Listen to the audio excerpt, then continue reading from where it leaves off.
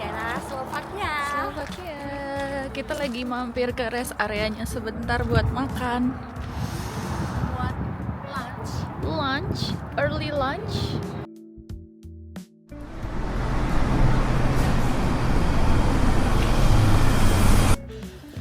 Lucu.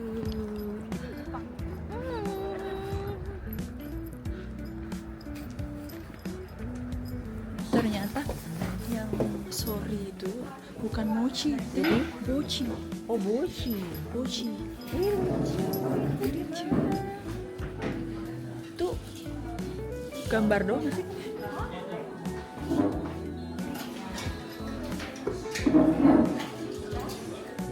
Sini aja.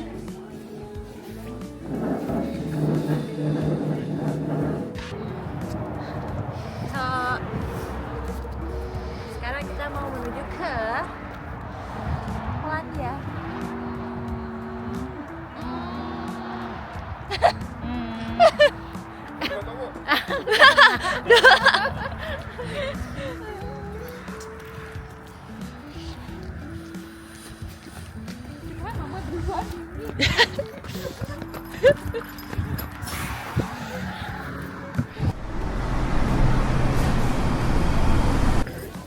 Hai guys, sekarang kita lagi di Wyszynka Salt Mine. Apa namanya? Weliska Salt Mine.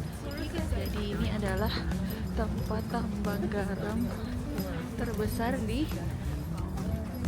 Polandia. Krakow.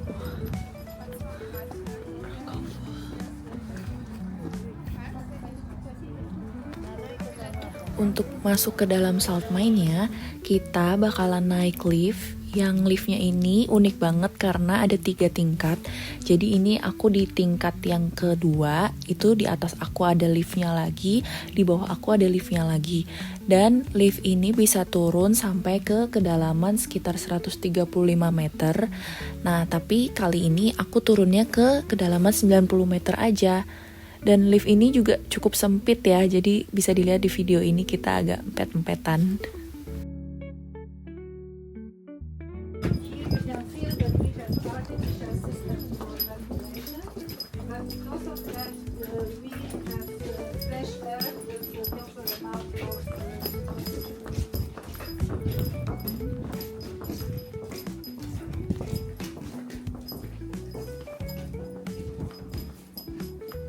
Ladies and gentlemen, we went down to the mine through one of the shafts, a big shaft connecting surface of the Lichka with named Ursula. But this chamber, you will not see here a big empty space. In fact, that chamber is almost entirely covered with wooden construction. The chamber was excavated in 17th century and wooden construction was built in 20th century. The wooden construction was built to help the chamber not to cave in. Not only we have tourists coming here and we have to be sure that you are absolutely secure in this place, but moreover here never we can forget that there is really one road was moving down, the second was moving up, one with salt, the second one with timber, and nothing very special, but by that time really it was helping people. And if you look very well to the right side, you can see how mine looks outside the tourist trip. You will see a lot of secondary salt crystallization, but also how dark is there. Yes? Okay. Insisted on a traditional dowry, but Kinga came up with another idea. She knew that no rock salt was mined in Poland and decided to ask her father for a group of salt miners. She wished to find salt in Poland with their help. Without a second thought, the king presented to Kinga an entire salt mine in Hungary. The princess visited the mine on her way to Krakow. She came near the mine shaft and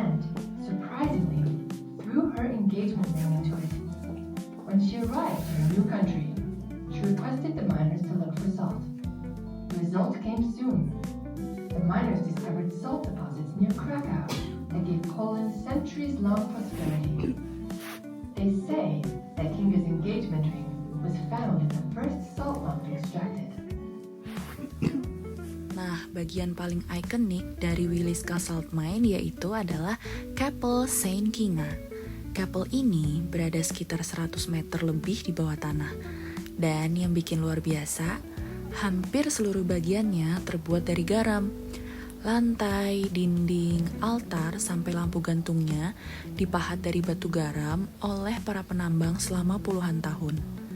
Ukirannya detail banget.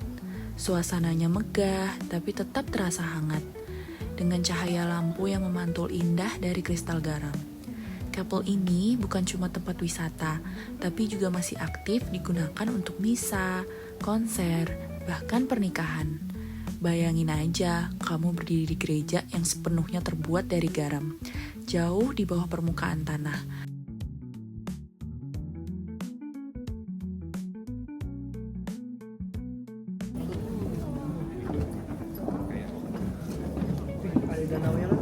Mana? Oh,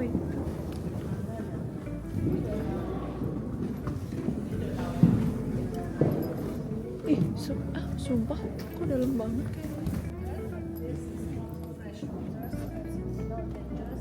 Because it is fully saturated brine. There is 320 grams of salt in each liter, cannot be more. So it is not, it will not devastate the rock salt. It will not cause any problem. But it also means that you would not be able to swim in this water. You will just float on the water. Yes. Jadi tinggi garam, kadar tinggi garam airnya. Jadi kita kalau nyebur ke dalam nggak bisa berenang, cuma bisa ngapung. Kayak laut. We have also here this very big pillar. It is another way of protecting chambers from caving in. And another way.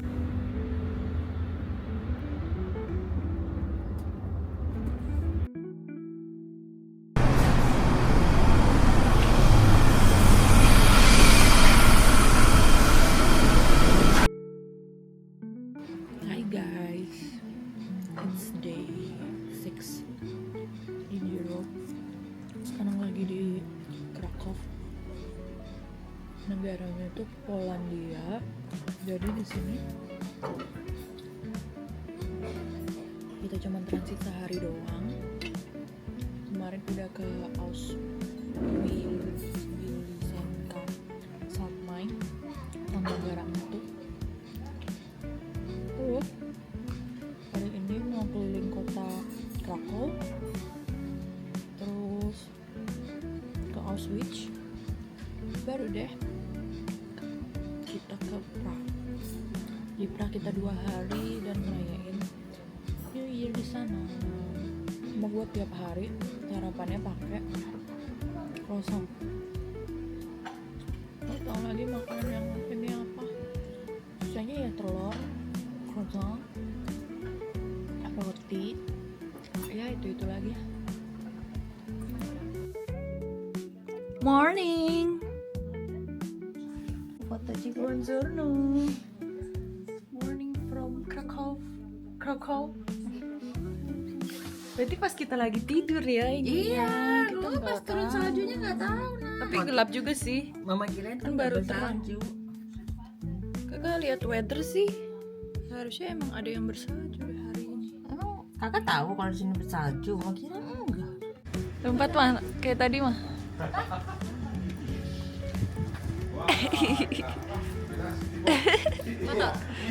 Foto kan? Ntar. Gak, mau video dulu, mau video. Kayak tadi, gaya kayak tadi.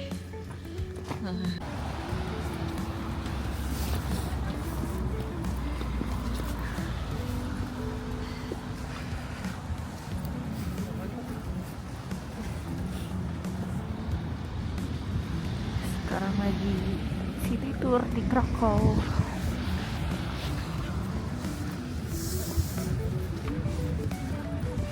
Gelap dong. Melet.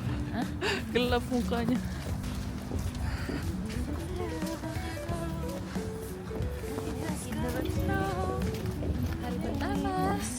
turun snow di Krakow. Hah? Itu tadi ada terbang. Dingin.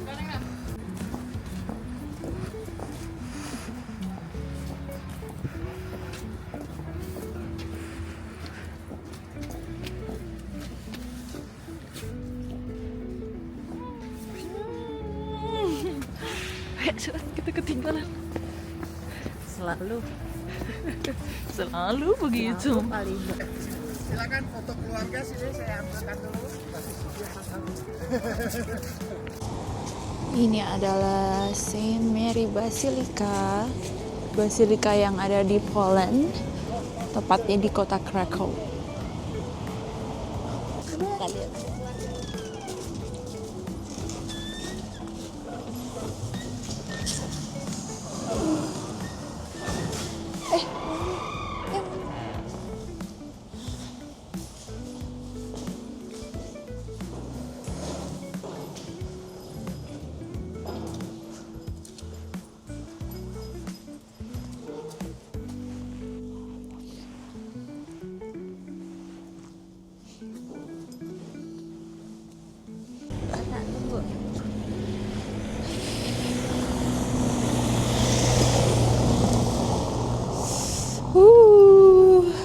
Tadi kita udah masuk ke basilikanya, cuman nggak boleh direkam di dalam.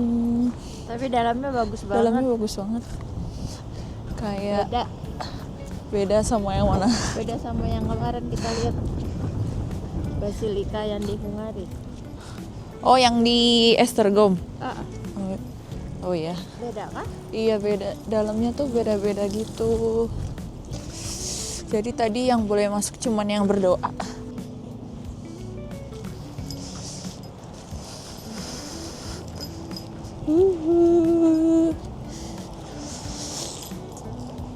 Sambil ikutin. Kelihatan kan belakangnya?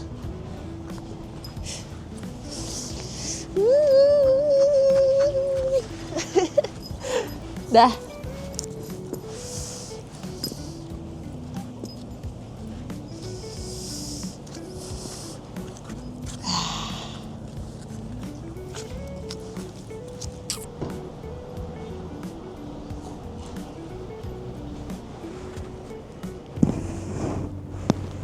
Freezing. Halo. Hai. Dingin banget kok. Ini kayaknya udah -8 kali ya. Dingin banget. Banget. Tangannya Sekarang kita lagi jalan lagi ke universitas. Udah lewat ya? Sekarang kita mau ke titik kumpul bisnya. Tadi habis ke universitas terbesar di Poland, tertua di Poland, bukan terbesar tapi tertua.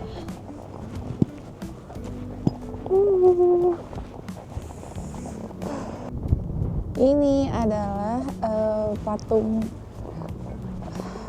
patung naga. Jadi ceritanya si kastil ini tuh legendanya dibangun sama naga-naga gitu, makanya ada patung naga.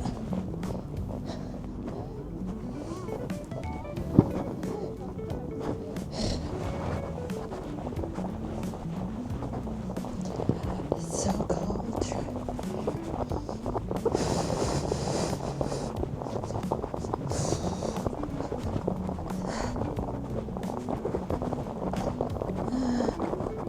Kapan dia tinggal di sini, guys? Kerja di luar negeri, tidak tinggal di Indonesia. Kita mau tinggal di luar negeri aja, kerja dapat duit banyak. Amin.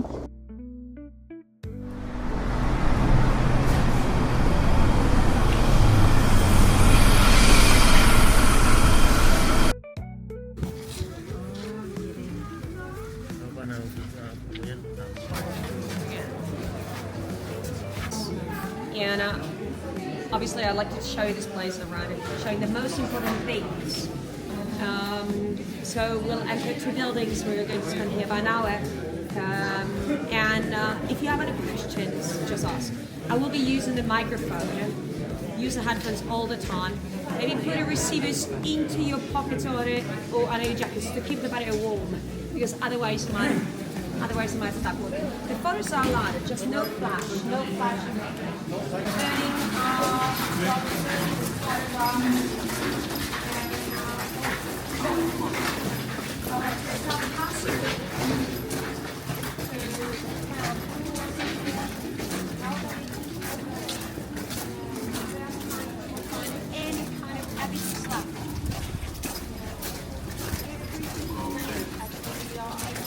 Then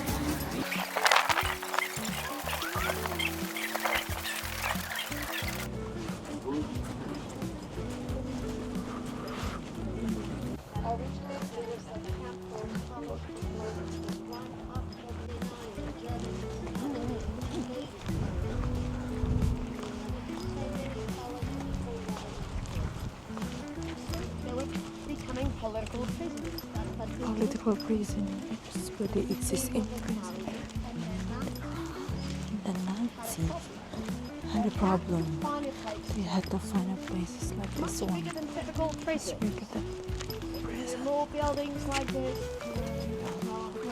Jadi di sini ada kantin, kafe, udah kayak perumahan biasa buat orang Jerman, buat tentara Jerman di sini.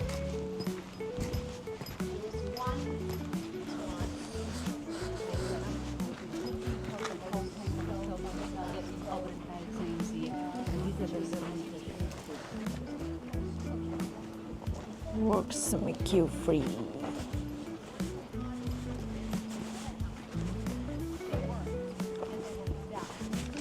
They work to die. Really cared about a German public opinion, and it took some photos like that one. So if anyone could see such a photo, might have thought that prisoners in a camp had some sort of entertainment. They could also see the big buildings like this around, so it didn't seem so bad. And you might be disappointed. Probably expected primitive barracks, which are in most of the camps. But remember, again, this were originally the barracks for soldiers, right, before the war. So they were adapted for prisoners. There were eventually at least 700 people in each building, even up to 1,000. So in these conditions, disease very easily, people had really quickly, which is only more convenient for the camp authorities because there were more and more people coming here and not enough space for them. Of course, prisoners didn't spend much time in the barracks because everyone who was registered had to work. Otherwise, there was no point, and the barracks were for them. It's not surprising that most of them didn't live longer than a couple of months. Out of 400,000 prisoners, not more than 20% survived. So Auschwitz was the death camp from the beginning. There were just different methods of killing here. There was some slower extermination for hard work and starvation. These buildings, these are still original structures. We had to change them, of course, inside, adapting them for exhibition. Originally, everywhere there were bunk beds, 3-level bunks. You can already see eventually for some windows that actually, wherever you can see the basement, it means that there were the same kind of bunk beds there, 3-level bunks. So at least 700 people in each block, often much more, about 1,000. And but they didn't care about the comfort of prisoners. They spent it only. Let's come in.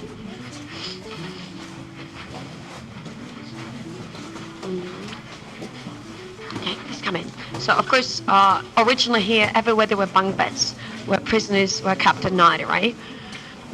And we changed those buildings inside, but this is the original floor. It was like this, or wooden. And the map which shows the main places in the entire Europe where the Jewish people are brought from. I mean, all the black dots, the most important places, but Auschwitz was chosen because of a good location in the center with very convenient train connections, which is important because all the transports were supposed to be brought here by trains. So most of Jews, when they were sent here, they had to go through the selection process, so they could decide who's going to die, who's going to live, right? They wanted to select those who could be still useful for them. But most of them would be selected for death, and they just vanished. Because there was no registration of those people, and moreover, they also tried to get rid of the documents they had on them, family albums, right? So they burned all of that. They tried to burn all of that. The trains were about 3 kilometers away from here. Actually, the train track, right? About 3 kilometers away from here. In fact, originally they brought them to the train station, and they had to walk to for the selection. In here, most of Jews would be selected in the other part of Birkenau, about 3 kilometers away from here. But anyway, most of them just fellow soldiers, fit men. It didn't really matter how strong people they died here sooner or later, usually within a couple of months. Gypsies, they were regarded by the Nazis as the race of little value, antisocials. Originally, they liked to stay together, men with women and children, which is unusual here.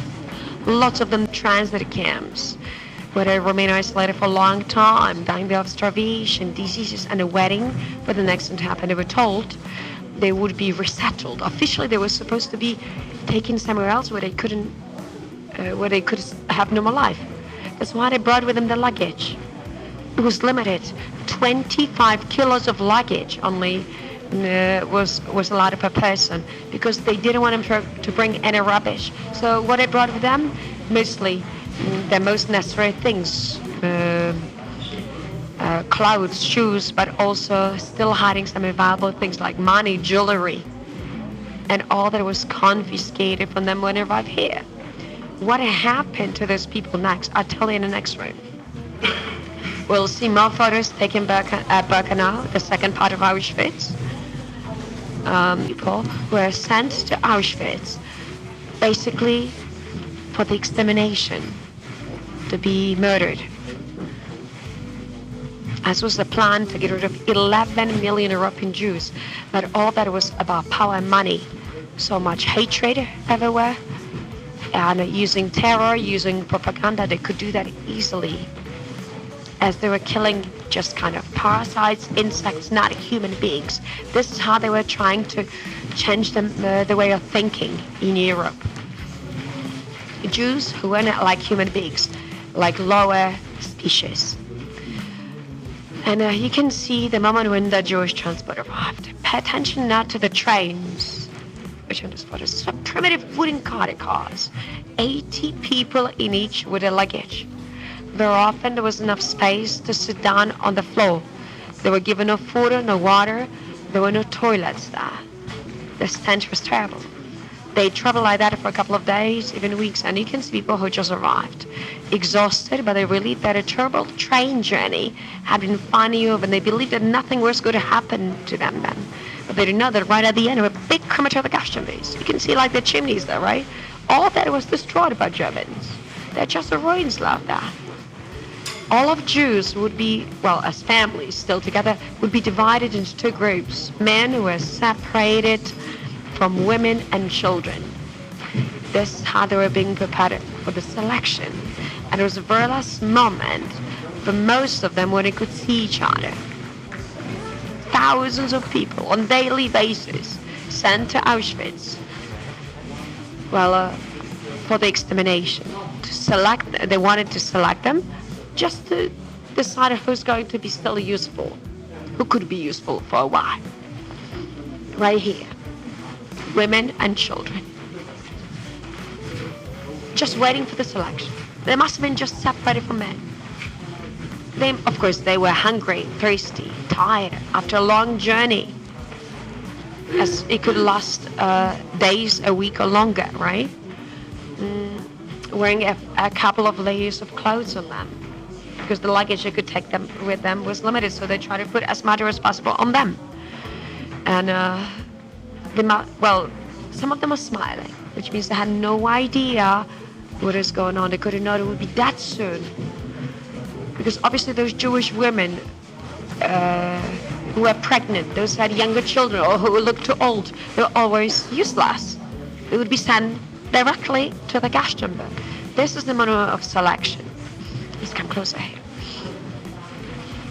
Everyone individually had to file in front of the SS doctor, who would make the snap decision, looking them but also asking questions about the age, about the profession.